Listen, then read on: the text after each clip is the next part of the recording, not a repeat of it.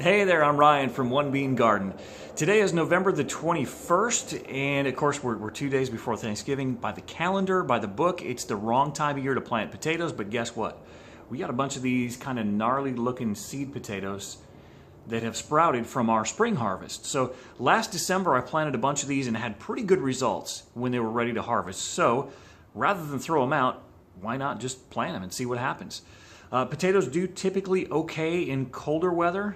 We're in zone 8B here on the Gulf Coast, so we're going to see some frost and occasional freeze.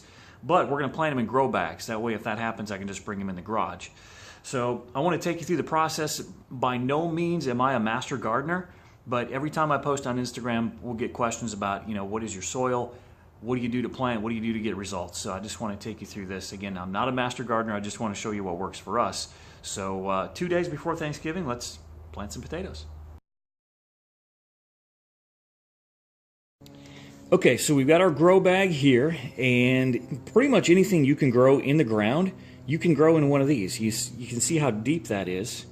That's minimum of a foot. It's probably 14, 15 inches deep.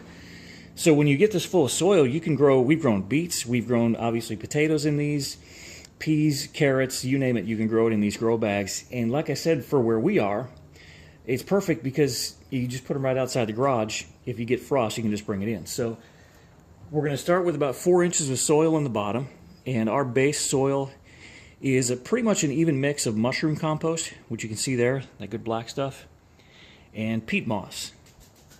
And that's for our base, that's really it. But I do like to add a couple other things.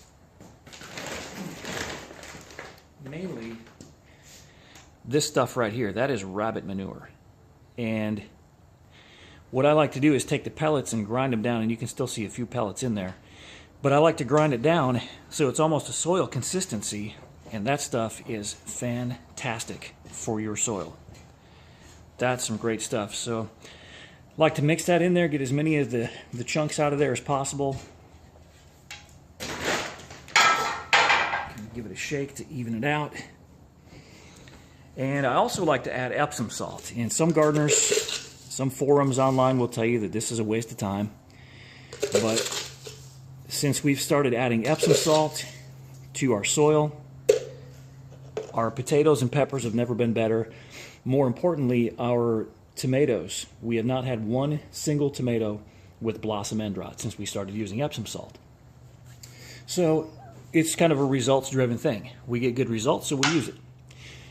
So here's one of our seed potatoes, and actually I'm going to stir this up first.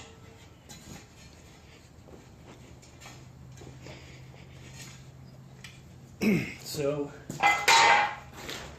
actually going to put 3 of them in there.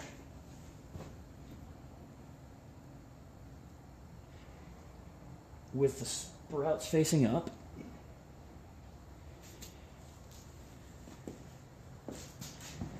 And cover it with about another 4 inches of soil.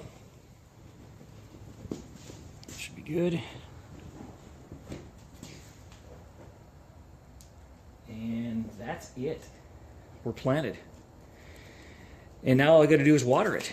And what we'll do with this is keep an eye on that, and then when the potatoes sprout and they get to be, 3 or 4 inches tall, add a little more soil and just slowly backfill this.